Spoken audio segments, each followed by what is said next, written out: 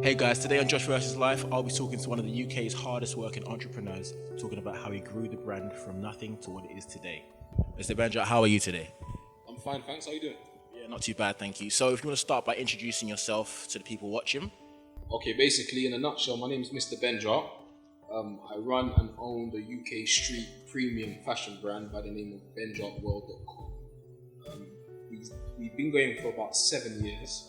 7 years on the underground, but the last 3 to 4 years are going to be the time when the brand has kind of taken gigantic steps within the UK's underground streetwear fashion scene.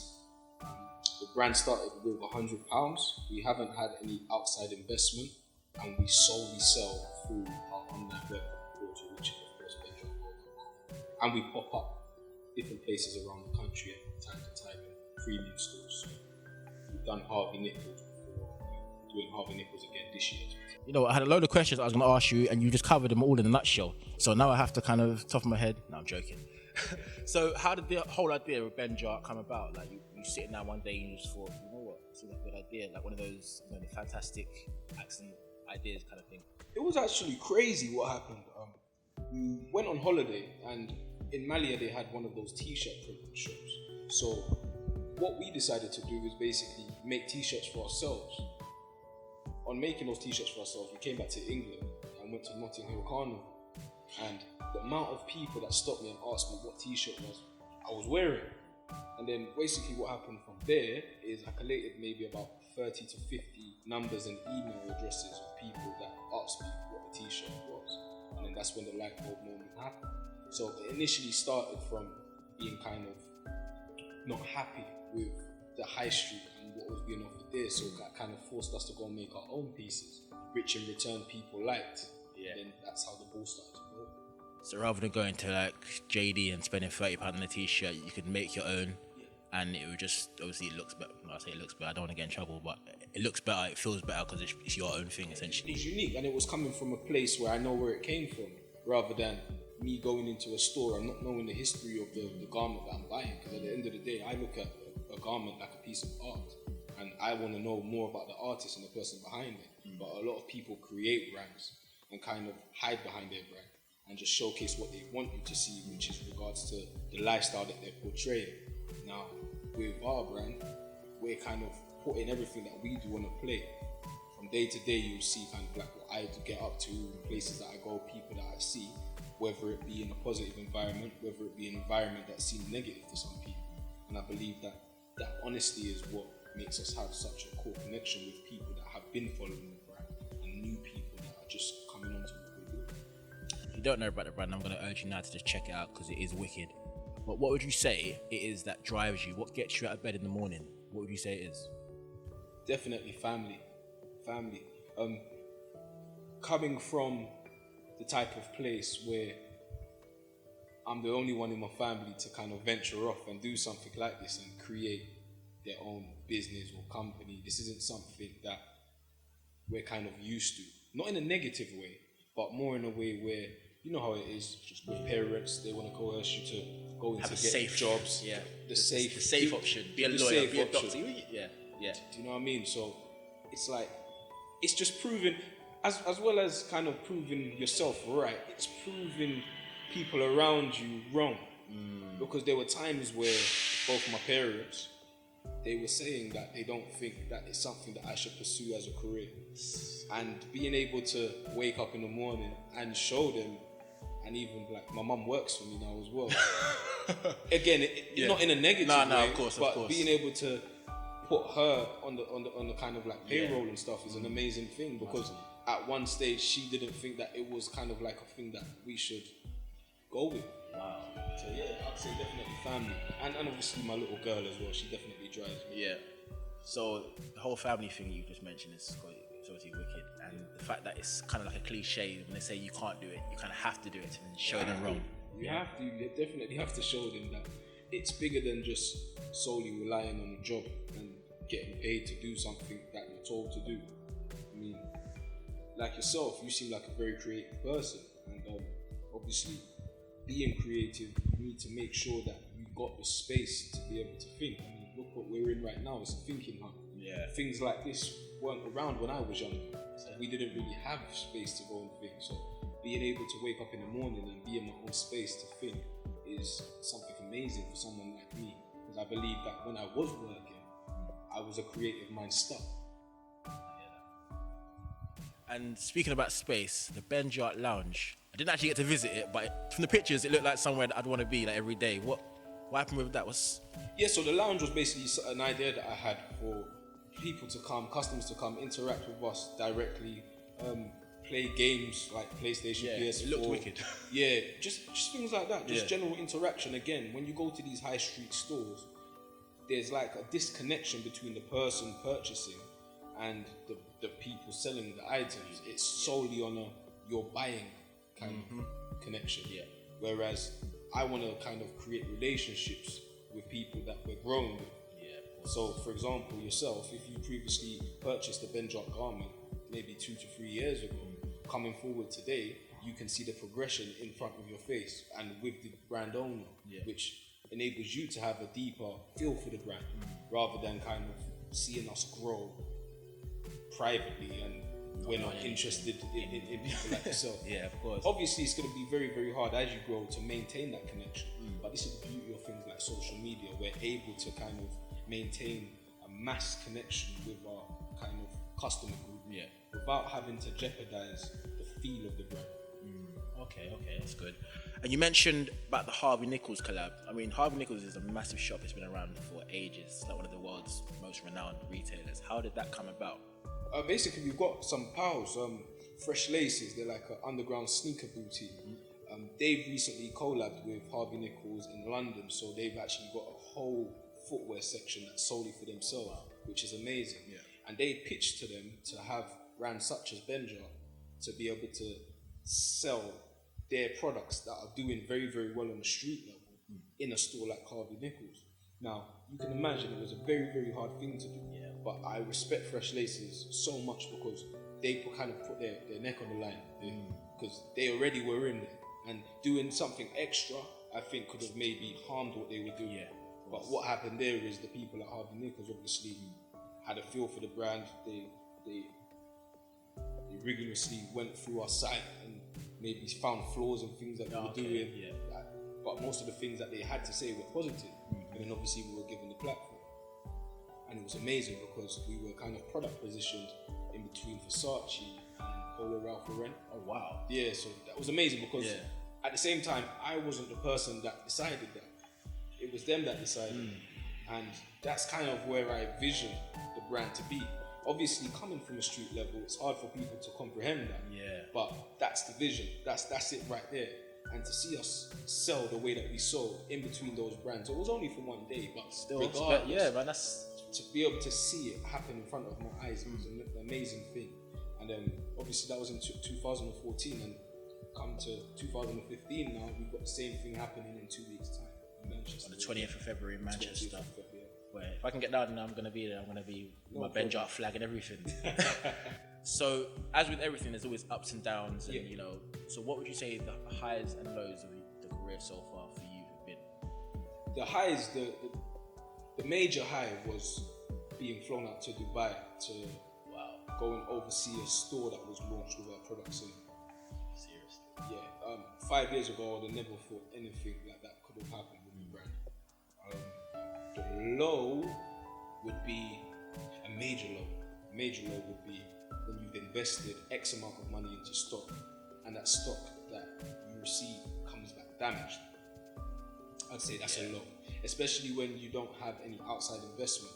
You feel the pain. You feel it personally. Yeah, you can feel it personally. Yeah. That's a good thing and a bad thing. It's a good thing because I believe that you can always turn negatives into positives. And you kind of need to have a feel for negative things in business for you to know how to deal with them on a bigger scale. You have to experience it just to get back up and keep on moving. Yeah. Of course, but from a negative perspective, in terms of cash flow, it's something that it hurts. It definitely hurts. Personal, because then you're then in a dispute with the manufacturer. The manufacturer wants to blame the people that transported the goods. It's a blame game. And then it's a blame game. Yeah. But whilst all that's going on, you're still short in your pocket. So yeah. And you've got a product that now you can't sell. So how are you able to then progress going forward when your money's tied up?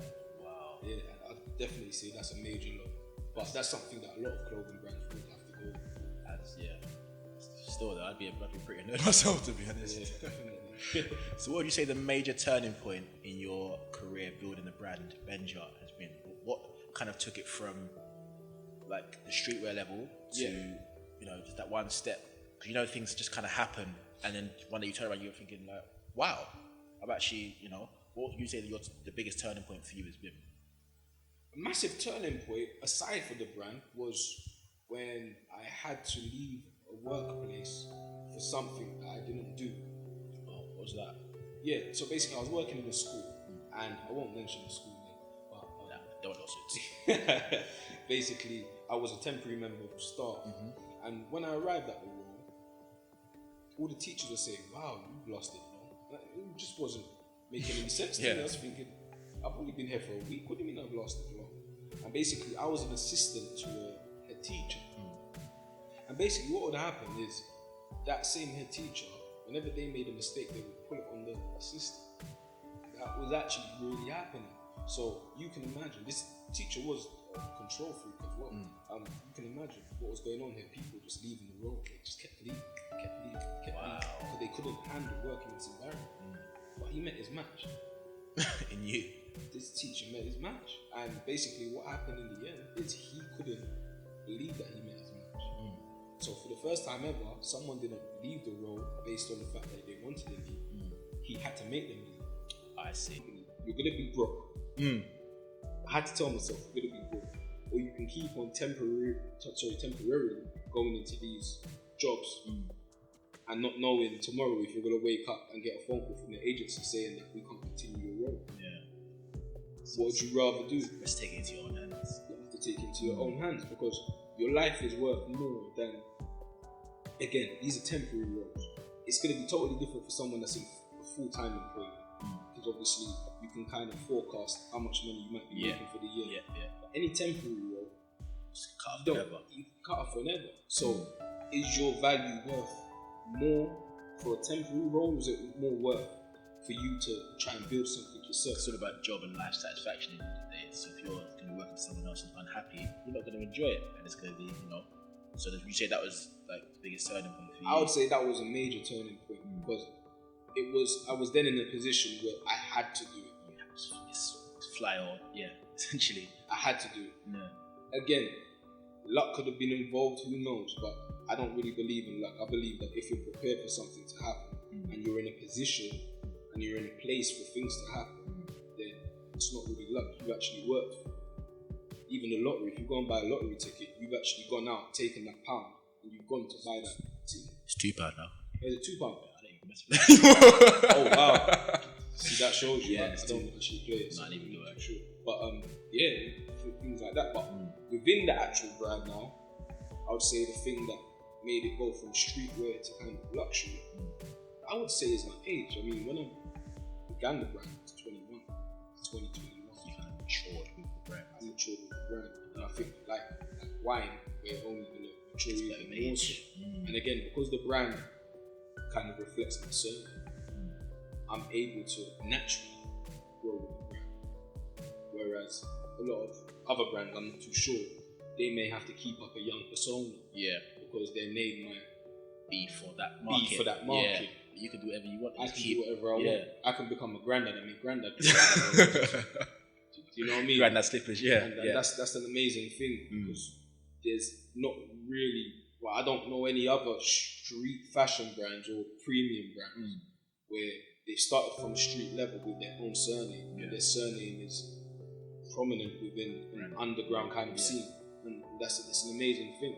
I don't really think that a lot of people really understand that, and that's why it's important to do interviews like this so people kind of understand that they're not just wearing any type of clothing and naming.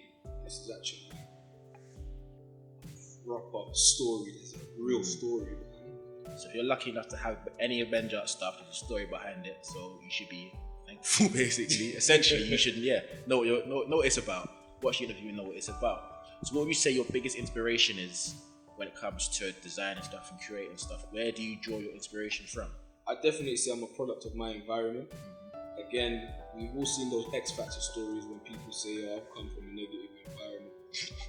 I don't really call it a negative environment because it's made me who I am today. So if I'm negative, then I don't know what negative is because I'm far from negative.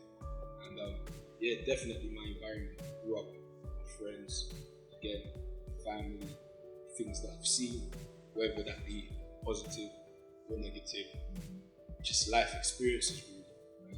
This is the great thing again about social media. I'm able to relay that to our customers.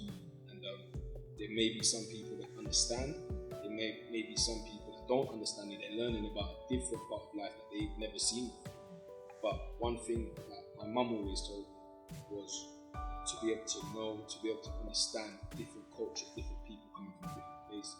So like when we was younger, she used to always make us travel around Europe, even though she might not be in a position to be able to afford it at times, but she made sure that I went and saw Europe experience. I went to Germany, Italy, Spain, Sweden, all these European countries. But most of the time, most people that I know, they were just going to the country where they originate from. So like West Indies. Literally, yeah. And my mum was making me go around Europe. So that's amazing. I think what that led me to become was someone that, when I was at an age where I needed to communicate with people from different cultures, because I've separated from the people that I grew up with, I was able to do that seamlessly without any issues. Yeah. Because I was kind of already used to it. You understand the culture and you know everything about it. Yeah. Of course. It's wicked. And this was all without actually knowing the language. Wow. Just being comfortable around them, I think is something that's, sorry, not around them, but just being comfortable around different people. Yeah. Is something that I think is very, very important. I think is a life skill that a lot of young ones coming up, they need to kind of take on board if they have it. Definitely. And London Fashion Week is in 2 weeks' time. Will you be attending? I highly doubt it. The only reason why I say that is because even though that would have like a not a major effect, I mean, fashion's dictated by what happens in those type of events. Yes. However, those type of events, they don't represent the type of brand that we're coming up with. Maybe in the future, as we get closer towards that type of market, then yes, it will do. Yeah. But at this time, we're kind of coming from the bottom up. So seeing what's going on the street level would affect us more so than what's happening in fashion. That she's wearing or Kanye's wearing, of course, Yeah, that So if you could see anyone in your clothes for whatever reason, who would it be? Has to be Nas. Nas? Yeah. I like that, but why? The reason why is because he paints a picture that we try to paint with the globe. So coming up from the street level, you're looked at as a street artist. I believe he's transitioned himself from a street artist to someone who's looked at in a kind of like luxury manner. Yeah, the way that he dresses now, smoking cigars, just those little things. That's the same kind of way that we're going with the brand. And you have to realize as well, as a rapper, his age as well. He started young. He's a big man now. He's like 40s. He's 40s now. Yeah, he still looks young as he well. Does. So it's like that's what we're trying to do with the brand. Yeah. When we get to those kind of ages, we want to still look young, not as brand owners, but in regards to the actual brand itself. Not putting on a young image, but that fresh look. Yeah. Still fresh, but you can tell that it's kind of you can tell it's matured. Yeah, exactly. That's exactly what we want to try and do. And I don't know if you've seen, but we've actually coined the phrase, and that's called raw luxury. Okay, you explain a little bit more about that. So basically, raw luxury to me is saying that a diamond isn't a diamond when it reaches Switzerland. A diamond is a diamond when it's mined, and that's what I say about our brand. Okay, I'm basically saying that. Yes, we might come from this environment, but you cannot tell us that it's not a luxury product. Yeah. Because it's my idea of luxury. That's what raw luxury is. So I've just recently trademarked the term and just bought the domain for it, which was quite expensive, which was rawluxury.com. Wow. And just think it's important, any idea that you have, for anyone that's listening, to make sure that the first thing you do is go and buy the domain name for the idea, even if it's a little idea. I mean, I had another idea that basically nearly turned into another brand. That was Dreamers Club. Yeah, with the hats and whatnot, Dreamers. Yes. What happened then is Dreamers got so popular that the Benjart brand started being negatively affected. Because people just wanted Dreamers products. And then Benjart was kind of like on the back burner. Taking a back seat, so I attempted to split the brands in two, but nah. It would have made sense. It would have made sense if we were working with a budget and we had a massive team. Oh, okay. Because then you can have two different teams working on different things at once. Of course, but because just you. There you go. Working on a limited budget, it was something that was very, very hard to do. So it never happened, but who knows? Could we visit it at some point in the future when we grow as a brand and when we grow as people? But again, the main thing that I did was purchase the domain name. That domain name was very expensive. Very expensive. Dreamersclub.com. You can imagine, I was actually surprised that I was actually able to acquire it. I couldn't believe that when I typed it in, that was available. Wow. Because that's something that you expect some massive company to own. Yeah. And I won't be surprised if in the next couple of months or couple of years, I do get approached for someone to buy that domain name. Because it's an amazing domain. Yeah. And just having that in my arsenal, I think was an amazing thing. Definitely. So what would you say the next steps are for Benjart? Benjart, it's definitely, we need to take it global. Obviously, we've gone to Dubai with the brand. We've got kind of like I wouldn't say strong, but we do get a lot of orders from America. We maybe need to go over there and try to touch base with maybe tastemakers over there to bring the brand over there on a more of a permanent basis, rather than just solely customers buying through our online website.